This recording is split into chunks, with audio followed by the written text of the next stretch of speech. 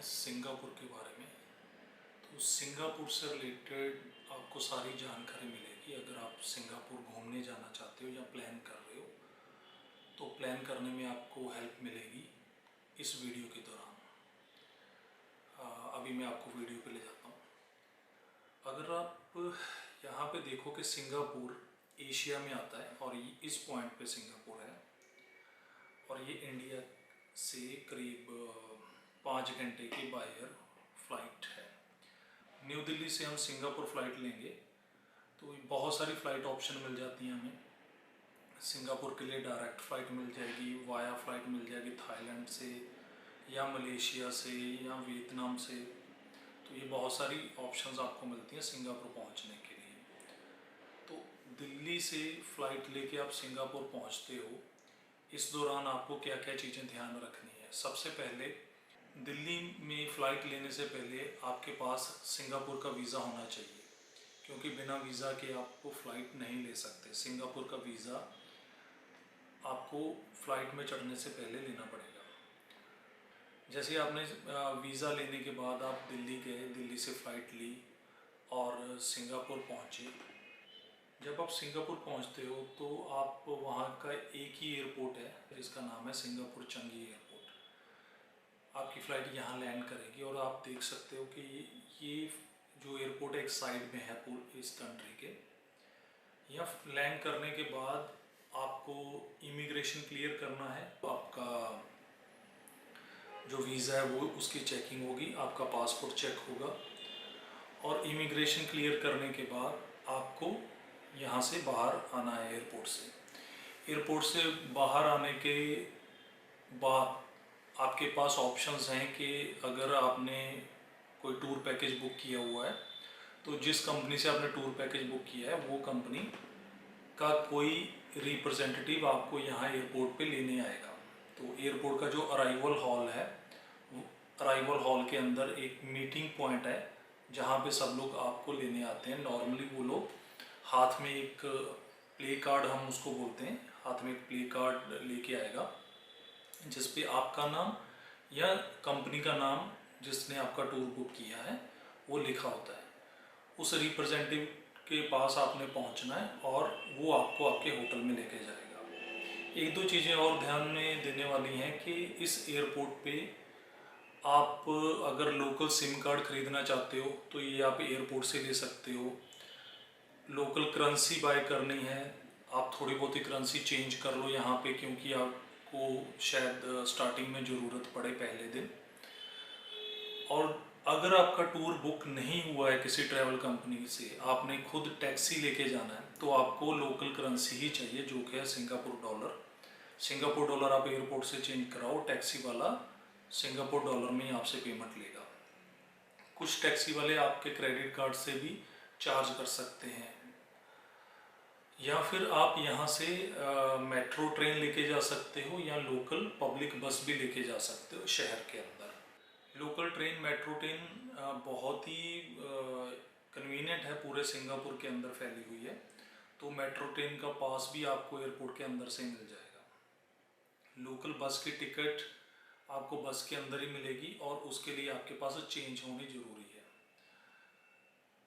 आप एक चीज़ ध्यान रखना कि यहाँ पे अगर आप लीकर कंज्यूम करते हो, अगर आप ड्रिंकर हो, तो आपको जो लीकर है सिंगापुर एयरपोर्ट के अराइवल हॉल पे ही परचेज़ कर लेनी चाहिए, क्योंकि सिंगापुर में एंट्री होने के बाद लीकर काफ़ी एक्सपेंसिव है। अब यहाँ से आपने जाना है, आपका जहाँ पे होटल बुक है, तो हम यही कहेंगे आप हमेशा अपना होटल जो बुकिंग है वो डाउनटाउन एरिया में करवाओ, जो कि बिल्कुल सिटी सेंटर है। अगर मैं सिंगापुर की बात करूं तो सिंगापुर का जो डाउनटाउन एरिया या सिटी सेंटर एरिया कहलाता है, ये ऑर्चर्ड एरिया, या फिर दूसरा एरिया है फेरर पार्क के पास, मुस्तफ़ा सेंटर के पास। तो ये जो दो एरियाज़ मैं आपको दिखा रहा हूँ ये काफ़ी फेमस हैं टूरिस्ट के लिए। अगर आप देखोगे कि यहाँ पे एक छोटा सा मेट्रो स्टेशन बना हुआ है जिसका नाम है लिटिल इंडिया। अगर आप एयरपोर्ट से मेट्रो ट्रेन लेके आते हो तो ये आप लिटिल इंडिया तक मेट्रो ट्रेन लोगे और यहाँ से बाहर निकल के आप अपना होटल बुक करोगे। अब यहाँ पे होटल की ऑप्शन अगर हम देखें इन दोनों एरियाज़ में आपके पास हर तरह की होटल की ऑप्शन है, 2 स्टार से लेके 5 स्टार डीलक्स होटल तक। लेकिन जब आप सिंगापुर जा रहे हो तो आपको होटल चूज़ करते हुए ये ध्यान रखना है कि आपका होटल कम से कम 4 स्टार हो। उसका कारण है कि जो 4 स्टार होटल हैं वो थोड़े साइज़ में कंफर्टेबल हैं और नीट एंड क्लीन होते हैं। सिंगापुर बहुत ही छोटा सा कंट्री है, वहाँ पे जो होटल हैं बहुत छोटे छोटे हैं, उनके रूम भी बहुत छोटे हैं, रूम की हाइट भी बहुत कम होती है। तो आप ये ध्यान रखना कि अगर आप 3 स्टार या उससे कम होटल बुक करते हो तो आपको रूम साइज़ बहुत छोटा मिलेगा। तो हमारी यही रिकमेंडेशन है कि कम से कम आप 4 स्टार होटल बुक करो, नहीं तो आपको लगेगा कि आप किसी बहुत ही छोटे से कैबिन रूम में आ गए। 4 स्टार होटल बुक करने के लिए अगेन ये ऑर्चर्ड रोड, जो ऑर्चर्ड एरिया है यहाँ पे ये रोड बनी हुई है, इस जगह से लेके ये लास्ट तक, तो इस रोड के ऊपर बहुत सारे होटल हैं। और ये जो मैंने आपको फेरर पार्क का एरिया बताया, इसके आसपास बहुत सारे होटल हैं। अब यहाँ पे होटल बुक करने के कुछ और बेनिफिट भी हैं। पहली चीज़, यहाँ पे शॉपिंग एरिया काफ़ी बड़ा है। आप आराम से होटल से बाहर निकल के पैदल ही 1 मिनट 2 मिनट पे शॉपिंग एरिया में पहुँच जाते हो। यहाँ पे रेस्टोरेंट की बहुत सारी ऑप्शंस हैं, तो आपको खाना खाने जाना है, रात को डिनर के लिए जाना है, किसी भी टाइम पे आप यहाँ पे जाके अपना खाना खा सकते हो।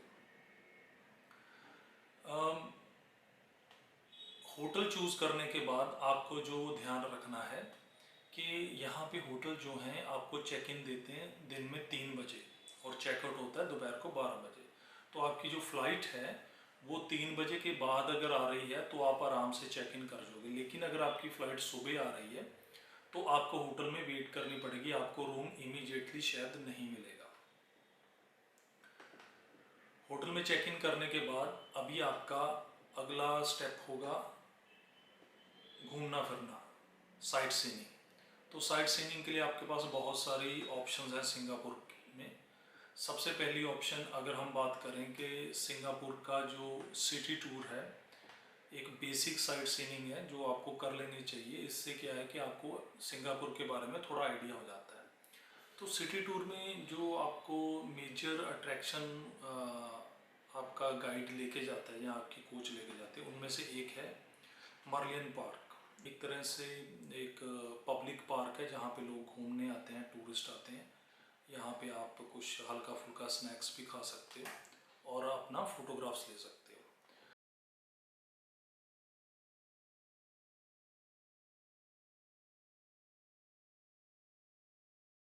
सिंगापुर के सिटी टूर में ये 2 मेजर अट्रैक्शन है। इसके बाद आपको जो आपकी कोच है वो शॉपिंग एरिया के पास आपको लिटिल इंडिया के पास ड्रॉप करती है। तो ये बड़ी ध्यान देने वाली चीज़ है कि आपकी जो कोच है वो आपको पिक तो आपके होटल से कर लेती है, आपके होटल से लेके जाएंगे आपको, लेकिन वापस आपको होटल पे नहीं छोड़ते। तो नॉर्मली ये सुबह 8 से 9 बजे के बीच में आपको लेके जाएंगे, ये 2 जगह घुमाएंगे, थोड़ा शहर के ड्राइव थ्रू अट्रैक्शन आपको दिखाते हुए शॉपिंग सेंटर एरिया में ड्रॉप कर देंगे। शॉपिंग सेंटर एरिया में ड्रॉप करने के बाद आपको वहाँ से पैदल ही आपके होटल आना है या फिर टैक्सी लेके होटल आना है।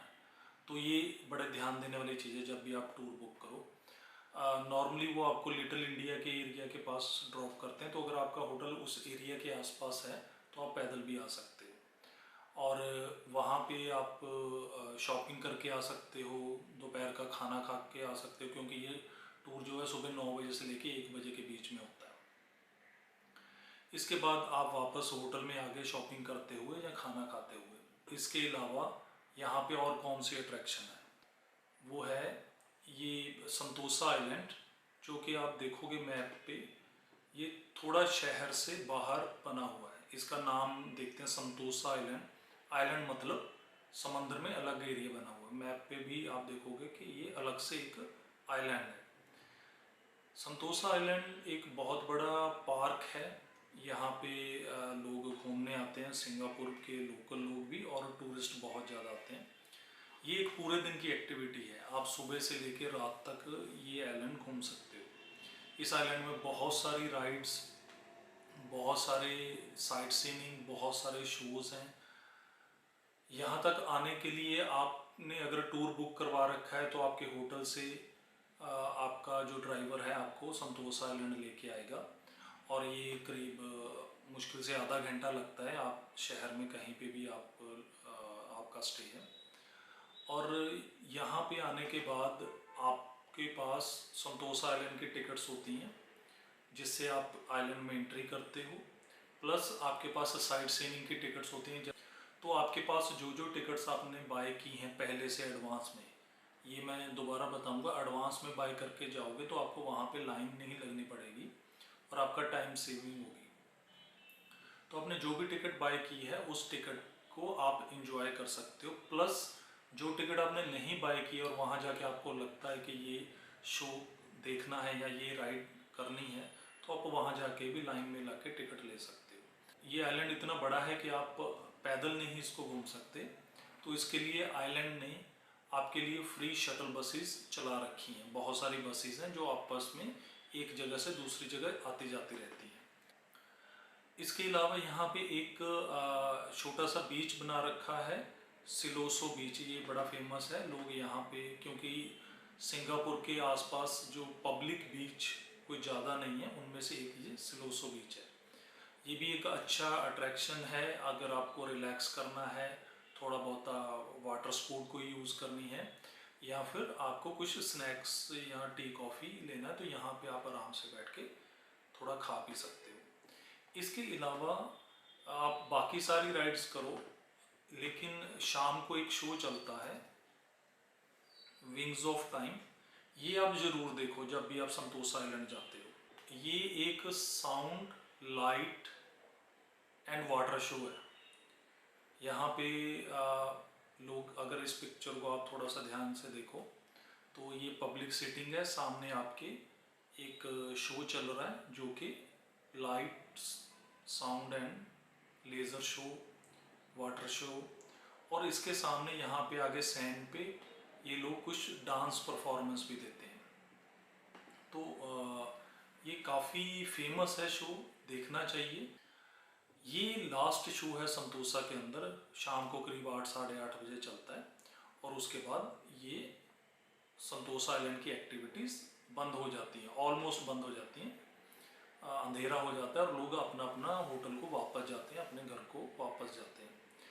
आपको ये ध्यान रखना है कि ये शो, अगर आप कोई हॉलीडे टूर पैकेज बुक करके आए हो और आपको एक कोच में या वैन में आए हो, तो जो आपका ड्राइवर है उसने आपको ड्रॉप तो कर दिया संतोषा आइलैंड में, लेकिन वापसी पे पिकअप कैसे होगा?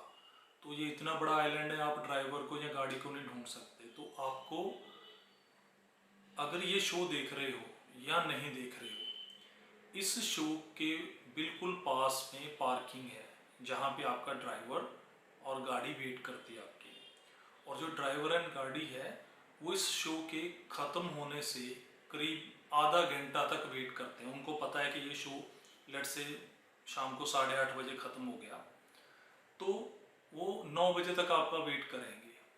अगर आप उनकी गाड़ी तक नहीं पहुँचे, ये पार्किंग बिल्कुल पास में इस शो के 2 मिनट लगते हैं पैदल पार्किंग तक जाने में। अगर आप आधे घंटे तक उस गाड़ी तक नहीं पहुँचे तो वो गाड़ी लेके चला जाएगा, क्योंकि उसके पास और बहुत सारे गेस्ट होते हैं, तो किसी एक गेस्ट के लिए वो ज़्यादा वेट नहीं करेंगे। अगर आप वो मिस कर देते हो, आपको ड्राइवर नहीं मिला या गाड़ी नहीं मिली या मिस हो गया, तो आपको इमीडिएटली वहाँ पे टैक्सी बुक करनी है, या फिर अगर आप टैक्सी नहीं बुक कर पाए तो आपको वहाँ से, उसी जगह से मोनो रेल चलती है संतोषा के अंदर।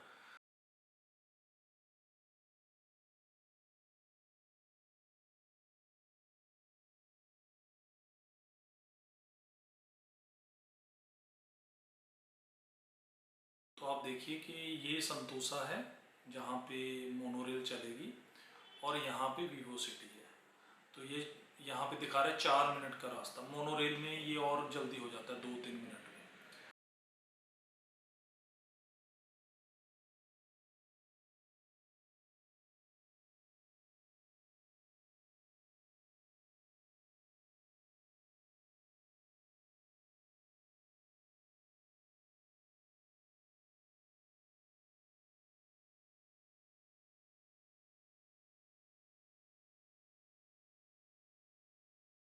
ये एक दिन आपका कंप्लीट हो जाता है, पूरा दिन आपका यूटिलाइज होगा यहाँ पे।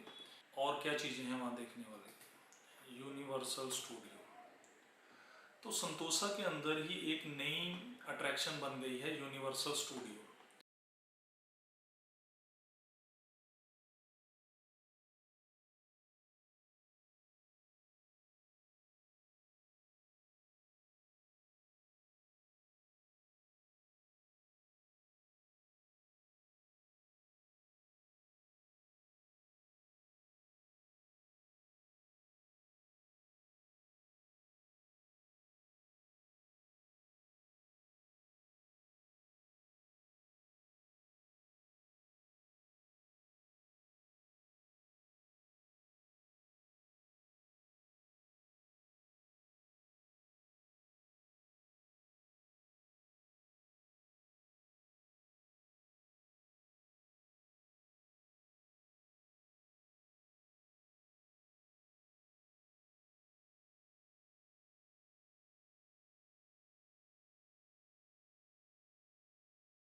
Sci-fi city, New York, Hollywood, Madagascar, far far away.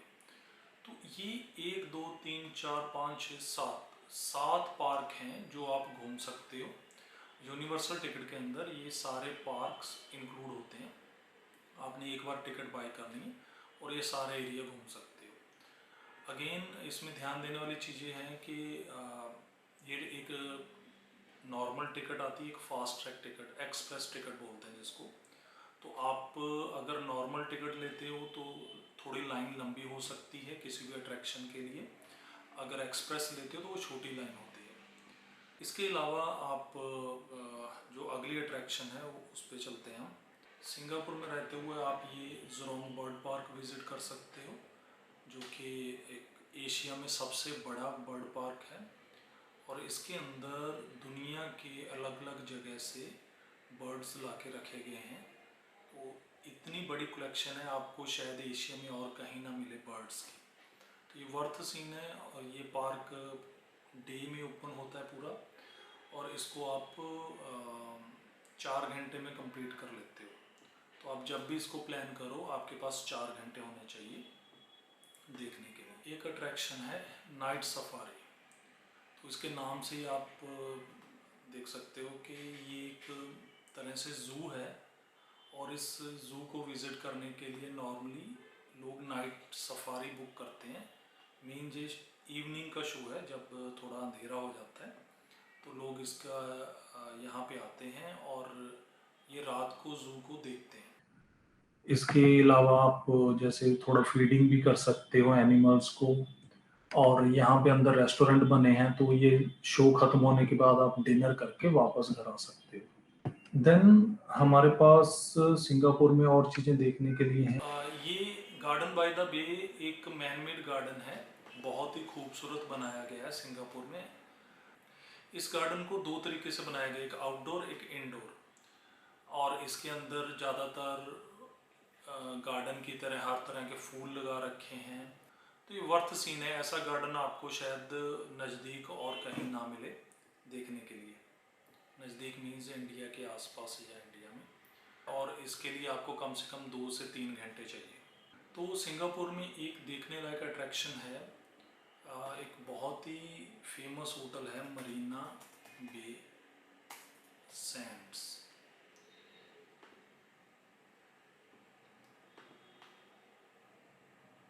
अगर आप ये पिक्चर देखोगे तो आपको थोड़ा आइडिया लगेगा कि ये एक बहुत बड़ा होटल, 3 बिल्डिंग्स बनी हुई हैं, उन तीनों बिल्डिंग को ऊपर से कनेक्ट किया हुआ है। इस चीज़ को ये रूफ टॉप बोलते हैं, और रूफ टॉप के अंदर इन्होंने गार्डन एंड इन्फिनिटी पूल बना रखा है। इस पिक्चर में आपको थोड़ी क्लैरिटी होगी। ये इन्फिनिटी पूल बना हुआ है बिल्कुल टॉप पे।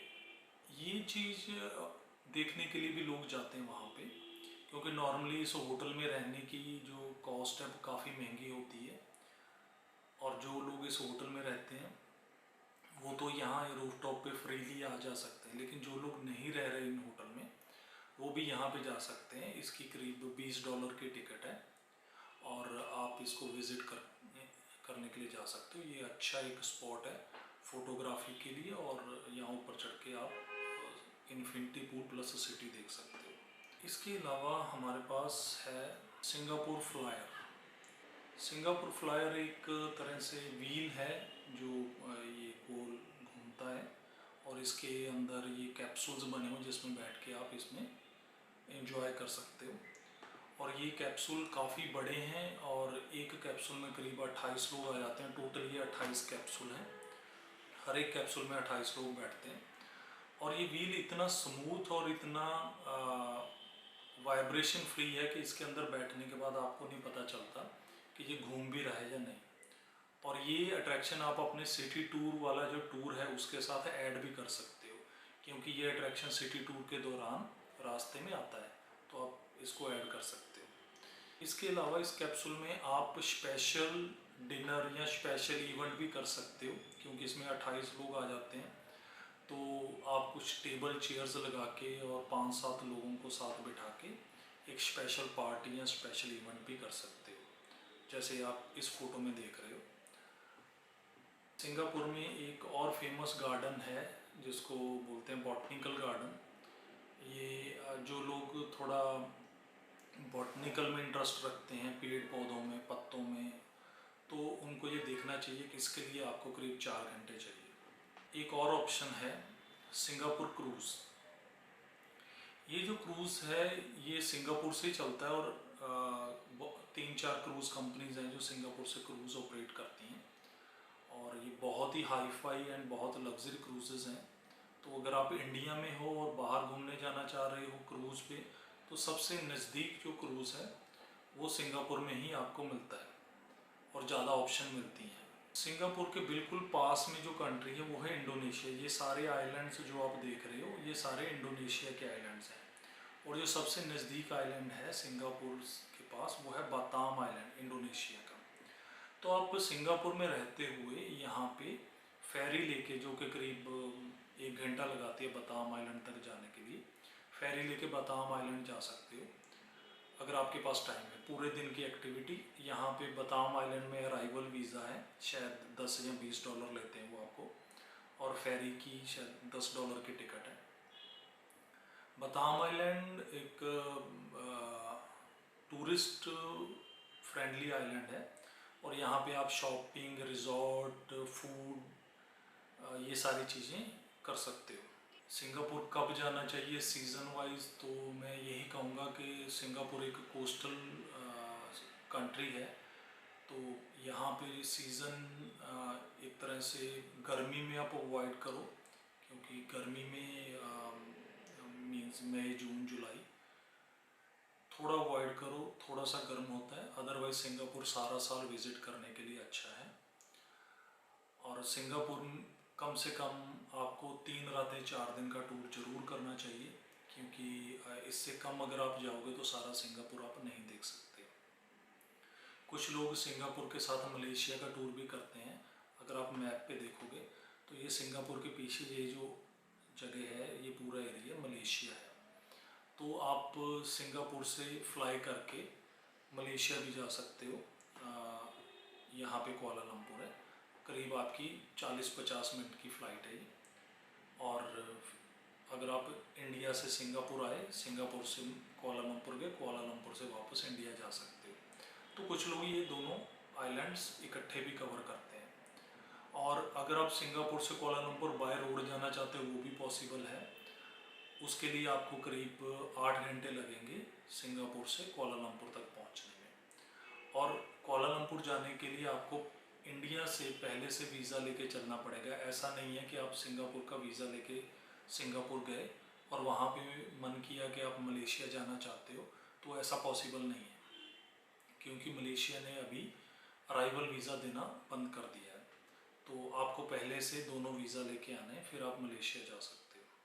दैट्स इट, आज के लिए इतना ही। तो सिंगापुर के बारे में आपको आई होप सारी जानकारी मिल गई होगी। लेकिन अगर फिर भी आपके कुछ क्वेश्चंस हैं या आप कुछ समझना चाहते हो या कोई डाउट्स हैं, तो आप नीचे हमें कमेंट कीजिए। हम आपको अश्योर करते हैं कि आपको प्रॉम्प्ट रिप्लाई मिलेगा और आपकी क्वेरी क्लियर करेंगे हम। Thank you so much.